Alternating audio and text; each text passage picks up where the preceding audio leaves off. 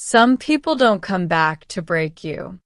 They come back softer, with quieter love, with healed hands, and with space for who you've become. This is a story about love that didn't rush, love that waited, love that learned. Some loves come back softer. Healing Love Story. Chapter 1. When Healing Changed Me. I used to think healing meant becoming untouchable, strong, independent, unbothered. But healing wasn't hardening. It was softening without bleeding. It was learning to laugh again without checking if anyone noticed. It was loving mornings. It was choosing peace over proving a point. By the time love came back into my life, I wasn't waiting for it. I was already full. Chapter 2. The version of me that was ready. We met in the most ordinary way. A mutual friend. A casual conversation. A laugh that surprised me. There was no spark that burned. No ruse. No intensity that made my chest tighten. Just warmth. And for the first time, I didn't confuse chaos with chemistry. I didn't mistake anxiety for excitement. He listened, not just to respond, but to understand. He noticed when I went quiet, not to interrupt it, not to fix it, just to stay. He didn't rush my comfort, didn't push my boundaries, didn't treat my past like something to compete with. He respected the woman I had become. Chapter 3. Love Without Anxiety. With him, love didn't feel like waiting for the other shoe to drop. I wasn't scanning for signs. I wasn't bracing for impact. There were no mixed signals, no guessing games, no silence that felt like punishment. If he said he would call, he did. If he said he cared, he showed it. Not once, but consistently. And slowly, my body learned something my heart already knew. Love wasn't supposed to feel like tension. It wasn't supposed to feel like proving your worth. It wasn't supposed to keep you awake at night. This love felt calm, Steady.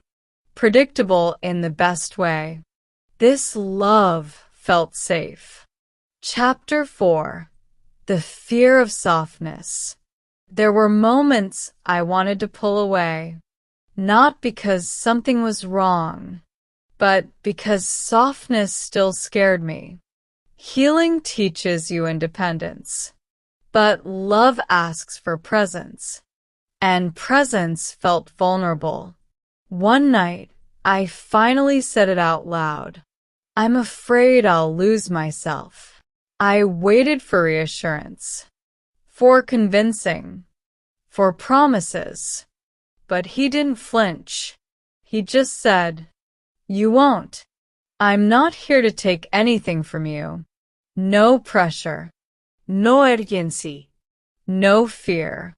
And in that moment, I realized this wasn't love that demanded. It was love that invited.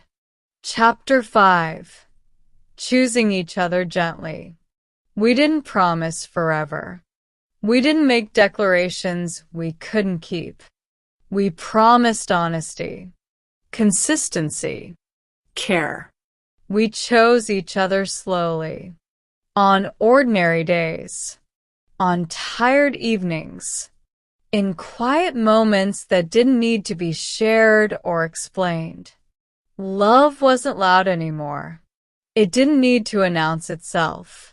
It showed up in the small things, in patience, in effort, in staying, and steady.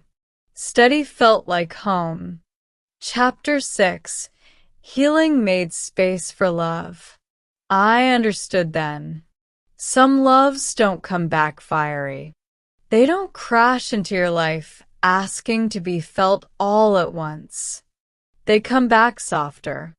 They come back when your nervous system no longer expects pain.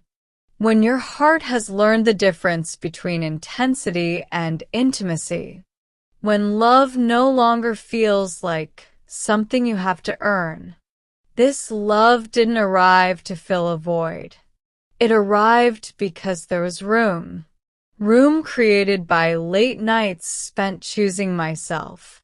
By tears that finally dried without being replaced by new wounds.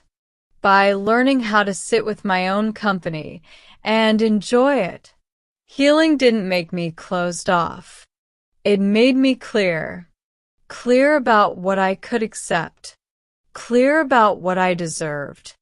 Clear about the kind of love I was no longer willing to survive for. This love didn't ask me to abandon who I had become. It honored her. It met me where I stood, whole, grounded, and no longer afraid to walk away from what didn't feel right. And that's when I realized, healing doesn't end love. Healing prepares you for the kind of love that knows how to stay. Chapter 8. The love I no longer had to survive. I realized one day that I wasn't bracing myself anymore. I wasn't preparing for disappointment.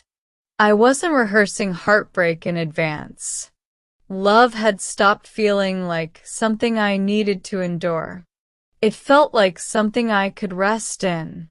There were no grand declarations. No dramatic turning points. Just a quiet understanding that this love wasn't here to wound me. It wasn't here to teach me lessons through pain. It wasn't here to leave scars I'd have to heal from later. This love was here to walk beside me, not ahead of me, not behind me, but with me. And for the first time, love didn't feel like something I had to survive. It felt like something I was finally safe enough to keep. If you're healing right now, trust this. Love doesn't always return the same way it left. Sometimes it comes back kinder, calmer, and finally ready. If this story felt like a warm breath to your heart, you're always welcome here at Soulflicke Stories. Until next time, choose the love that feels safe.